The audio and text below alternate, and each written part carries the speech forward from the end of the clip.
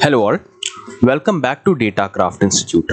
In this video, we will understand what a data warehouse is, why companies use it, and how modern data platforms like Snowflake and BigQuery fit into the analytics ecosystem. Now, why do we need a data warehouse? OLTP systems like e-commerce apps or banking apps are not built for running large analytical queries. We have already discussed on the topic of OLTP versus OLAP system, on the drawbacks of OLTP systems and why it cannot do analytical processing.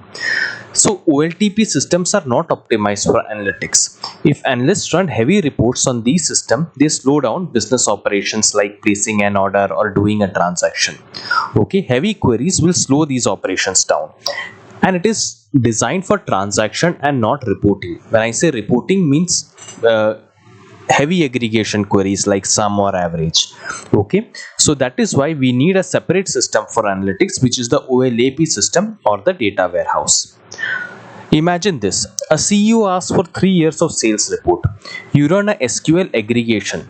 Suddenly the website slows down, orders fail, business will panic, there is transaction problem. Now this is not a SQL problem, this is an architecture problem. Okay, so what is a data warehouse?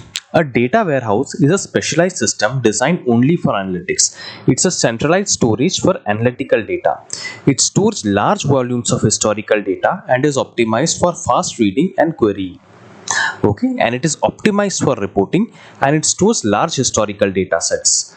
A data warehouse is a separate system created for analytics. It doesn't have any live users like OLTP systems. There are no payment processings happening every time like your applications. No order processing, only data and queries. Okay, it is designed for fast read operations only, and it is uses SQL for analytics. There are write operations also like updating the data in the database, but the primary purpose of a data warehouse is generally for reporting purposes. Okay, so what are the key features of data warehouse? The first is columnar storage. There is an in-depth video on columnar storage. Okay, I will paste the link in the description. Please go through it. You will understand columnar storage and how fast aggregations happen because of columnar storage. We have discussed that in detail in that video. Okay, so these are one of the two key features. Columnar storage: data is stored column wise instead of row wise, so only required columns are scanned during the query. Once again, please go through that video.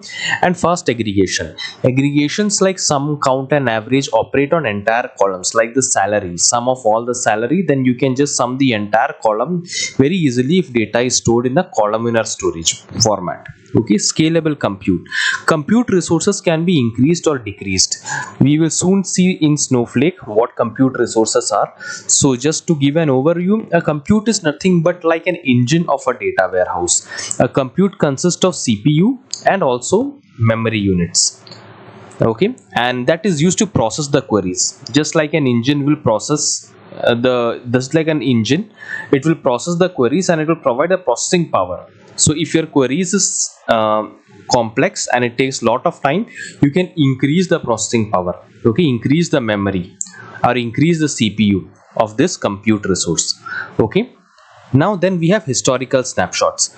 Data warehouses store long-term historical data rather than only current records. This enables trend analysis, comparisons over time, and business forecasting. Supports BI tools. BI tools connect directly to data warehouse. They query large data sets efficiently and render dashboards in real time. High performance for analytics and SQL. The system is optimized for complex joins, filters and aggregation. In Snowflake, you can directly see the query. You can analyze your query and you can check how the joins are performing. Okay, so all these features are there in data warehouse.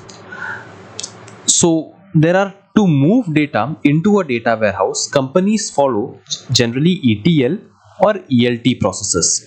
Earlier, ETL was popular. Now ELT is gaining more traction and becoming more popular in companies. Now what is ETL? ETL means data is extracted from source systems. Here Oracle or your files in your S3 or SFTP are the source systems. Then there is a processing layer. For example, Informatica. After the data is processed, transformations are done, data is loaded into the data warehouse. Whereas in ELT, data is extracted and loaded directly into the data warehouse from the source system. Okay, and inside the data warehouse only SQL transformations or any transformation happens. So here data warehouse itself is a processing layer. Now understand that earlier data warehouses were expensive and limited, so companies use a separate processing layer like Informatica, Ab Initio, etc. Okay, so data was extracted from source, transformed outside, and loaded into data warehouse. Okay, so even though data warehouses were very powerful, but the compute was very costly earlier, not as cheap as it is now. Compute we discussed earlier, the processing power of the data warehouse. So why ELT became popular? Because of cheap cloud storage, massive compute power, and separation of storage and compute. Okay, so what is the difference between a data warehouse and a database? Database is generally for transactions and data warehouse is for analytics. Database is normalized, data warehouse is denormalized generally, because queries can read denormalized tables faster. Normalization and denormalization we have discussed in earlier videos. However, normalization means tables are separate, like product table, material table, and then your transaction table. Normalized means you have separate tables, and denormalized means you copy, you join, and you aggregate all the table informations into one table which is suitable for reporting. Okay, and databases have small and frequent transaction like placing an order, making a payment, and data warehouses large and complex queries. And generally historical data is stored in data warehouse. Okay, and there are multiple users in database, but there are only generally very small users like analysts and engineers in a data warehouse, and some end users also. Now let's switch into Snowflake. Okay, now I will show you the demo. Snowflake has compute and storage separated. It is one of the most popular data warehouses now. Okay, it's on demand scaling, it's ELT friendly, zero maintenance, it's a complete SaaS product, and supports semi structured data like JSON. Okay, so this is the Snowflake. What I'm showing you is the Snowflake screen. Okay, so if you see, data is stored in databases. On my left you have databases and you have schemas. Okay, I have created a table called fact sales table. These are, you can see all the definitions of the table. This is the compute that I was talking about. So this is the warehouse, the processing power of the Snowflake. This is nothing but the role. So right now I'm in account admin role, and my warehouse is extra small. So as and when the query will be larger, okay, I will increase the processing power of this warehouse. I will make it extra large. Okay, so for example, you can process this query. You can highlight your query statements like this. Okay, so this is how you execute it. I have already processed it once. Okay, so I am just aggregating the total sales by year. Okay, so all such heavy queries, it is generally good to be done in a data warehouse rather than a database. I will just there will be a separate tutorial on Snowflake. Okay, but just for the sake of this video, this is your query executions. Okay, these are their query details. This is your query ID. Okay, you can see, you can further analyze this query. Okay, by clicking on the query ID you can further analyze this. Okay, so if you go over here, you can see the query profile over here. Okay, everything, you will be aggregations, you have where all it took, how much time. Okay, you can see all that thing over here. Okay, table scan, how much time it took, everything you can see over here. Fine, so moving ahead.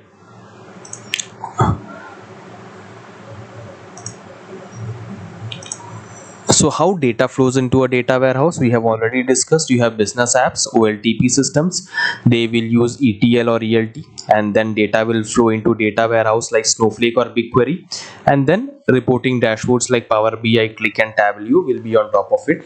Nowadays Snowflake also has its own dashboard. Okay, for example, if you see here in this particular window, there is a dashboards. You can create dashboards here also. You can create apps in Streamlit, or you can create your own dashboards based on these queries. Okay, so data warehouses are becoming more and more integrated these days, so you don't need to go outside of it. So what are the benefits of data warehouse? It helps in faster reporting, better decision making. There is centralized truth, means you do not need to maintain data at multiple places. You just need to maintain it at one place and other tools will be reading it. Okay, so it has scalable analytics. As and when you have more users, you can just scale your resources accordingly. You can increase your compute, and then there is high performance, and then there is option where you can keep historical data, and you can also do historical trend analysis. Okay, so to summarize, OLTP and OLAP systems are separate. Generally, we do analytics reporting in OLAP systems. There are hybrid systems coming up, but still mostly you will see OLTP and OLAP separate. Warehouses store analytical data. Snowflake and BigQuery are modern solutions. There are other solutions also in market, and it is essential for business intelligence. This completes module 1. In module 2, we will be writing SQL queries, and we will be getting into more of hands-on than theory. Thank you all.